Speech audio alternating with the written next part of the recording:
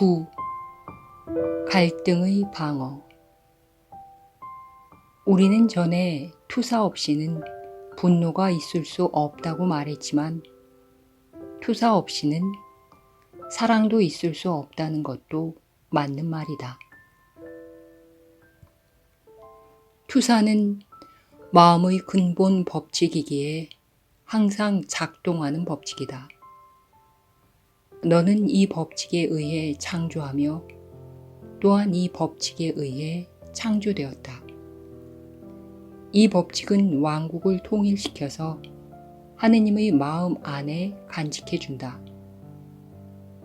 에고에게 이 법칙은 자신이 원하지 않는 것을 없애버리는 수단으로 지각된다. 성령에게 이 법칙은 내가 가치 있게 여기는 것을 너 자신의 마음에 간직하기 위해 다른 이에게 주는 공유의 근본 법칙이다. 성령께 투사는 확장의 법칙이다.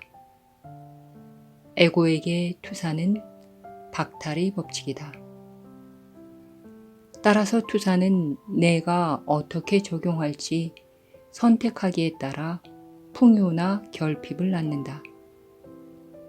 이런 선택은 정녕 너에게 달려있지만 투사를 사용할지 말지 결정하는 것은 너에게 달려있지 않다. 모든 마음은 반드시 투사할 수밖에 없다. 그것이 바로 마음이 사는 방법이기 때문이다. 그리고 모든 마음은 정녕 생명이다. 에고는 어김없이 투사와 분노를 관련시키는데 이것을 마침내 무효화하려면 먼저 투사에 대한 에고의 용도를 충분히 이해해야 한다. 에고는 항상 갈등을 보존하려고 한다. 에고는 갈등을 줄여주는 듯이 보이게 만드는 방법을 꾸며내는데 아주 독창적이다. 에고는 내가 갈등을 너무 참을 수 없어서 포기하겠다고 주장하게 되는 것을 원치 않기 때문이다. 따라서 에고는 내가 에고를 포기하고 너 자신을 자유롭게 하지 않도록 자신이 너를 갈등에서 자유롭게 해줄 수 있다고 설득하려 한다. 하느님의 법칙을 뒤틀어 자신만의 버전으로 사용하는 에고는 마음의 진정한 목적을 무산시키기 위해서만 마음의 권능을 사용한다. 에고는 내가 갈등을 없애버렸다고 설득하기 위해 너의 마음으로부터 다른 마음들로 갈등을 투사한다. 여기에는 겉보기에 별로 분명하지 않은 몇 가지 오류가 있다. 엄격히 말해 갈등은 완전히 공유될 수 없다는 바로 그 이유 때문에 투사될 수 없다. 갈등의 일부는 간직하고 다른 부분은 제거하려는 어떤 시도도 실제로 아무런 의미도 없다. 갈등하는 교사는 서툰 교사인 동시에 서툰 학습자임을 기억하라. 그의 레슨은 혼란스럽고 그 레슨의 전이 가치도 그의 혼란으로 인해 심각하게 제한된다. 두 번째 오류는 내가 원하지 않는 것을 주어버림으로써 그것을 없애버릴 수 있다는 아이디어다. 그것을 주는 것은 곧 그것을 간직하는 방법이다. 그것을 바깥에 주어버림으로써 안에서 제거했다는 믿음은 확장의 권능을 완전히 왜곡하는 것이다. 그러므로 에고로부터 투사하는 자는 자신의 안전을 지키려고 바짝 경계한다. 그는 자신의 투사물이 돌아와 자신을 해칠까봐 두려워한다. 그는 자신의 마음에서 자신의 투사물을 없애버렸다고 믿지만 또한 자신의 투사물이 다시 자신 안으로 기어들어올 기회를 노리고 있다고도 믿는다. 왜냐하면 그것은 그의 마음을 떠나지 않았기 때문이다. 그는 이어서 이런 사실을 인식하지 않으려고 강박적인 행동에 쫓기듯이 몰두하게 된다. 너 자신에 대한 환상을 영속시키지 않으면서 다른 이에 대한 환상을 영속시킬 수는 없다. 이로부터 벗어날 수 있는 길은 없다. 마음을 조각내는 것은 불가능하기 때문이다. 조각내는 것은 조각들로 부수는 것이다. 하지만 마음은 공격할 수도 공격받을 수도 없다.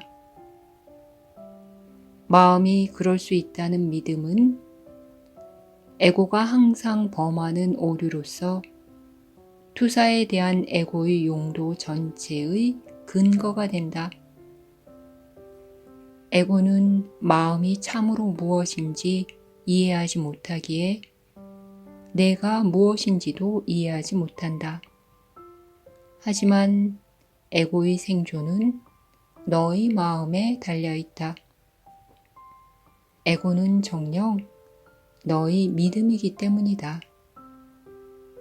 그러므로 에고는 결코 일관된 모델을 가진 적도 없고 결코 일관되게 발달하지도 않은 일종의 정체성 혼란이다. 자신의 권능을 그릇되게 사용하는 왜곡된 마음들이 하느님의 법칙을 그릇되게 사용하여 나온 왜곡된 생산물이 바로 에고다. 에고를 두려워하지 말라. 에고는 정녕 너의 마음에 달려있고 너는 에고의 존재를 믿음으로써 에고를 만들었듯이 에고에게서 믿음을 거둬들임으로써 에고를 물리칠 수 있다. 에고의 존재를 믿는 책임을 다른 누구에게도 투사하지 말라. 그렇게 한다면 너는 그 믿음을 보존할 것이다. 너 스스로 에고의 존재에 대한 책임을 기꺼이 받아들이려 할 때에 너는 이미 모든 분노와 공격을 내려놓은 것이다. 분노와 공격은 너 자신의 잘못에 대한 책임을 투사하려는 시도에서 생겨나기 때문이다. 하지만 잘못을 일단 내 것으로 받아들였으면 계속 간직하지는 말라. 잘못을 재빨리 성령께 맡겨 완전히 무효화되게 하라. 그럼으로써 잘못의 모든 결과가 너의 마음과 온 아들로부터 전체적으로 사라지게 된다. 성령은 너에게 믿음 너머를 지각하라고 가르칠 것이다. 진리는 정녕 믿음 너머에 있기 때문이다. 그리고 성령의 지각은 정녕 참이다. 에고는 언제라도 완전히 잊힐 수 있으니 에고는 항상 전혀 신뢰할 수 없는 믿음이었기 때문이다. 자신이 믿을 수 없다고 판단한 믿음을 계속 간직할 수 있는 자는 아무도 없다. 내가 에고에 대해 더 많이 배울수록 에고를 믿을 수 없다는 것을 점점 더 많이 깨닫게 된다. 신뢰할 수 없는 것을 이해할 수는 없다.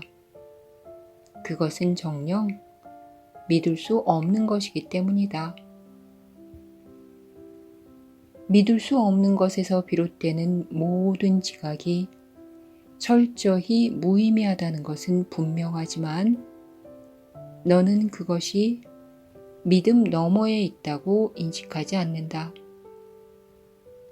너는 그것을 믿음을 가지고 만들었기 때문이다.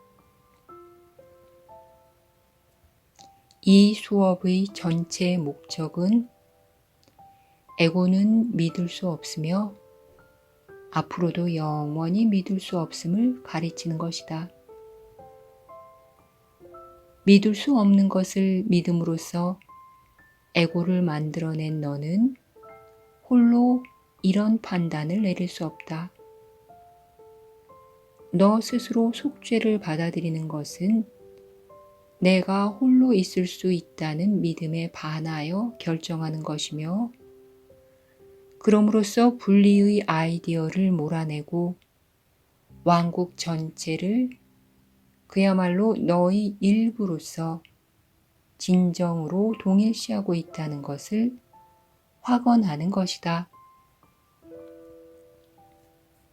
이런 동일시는 믿음 너머에 있듯이 의심 너머에 있다.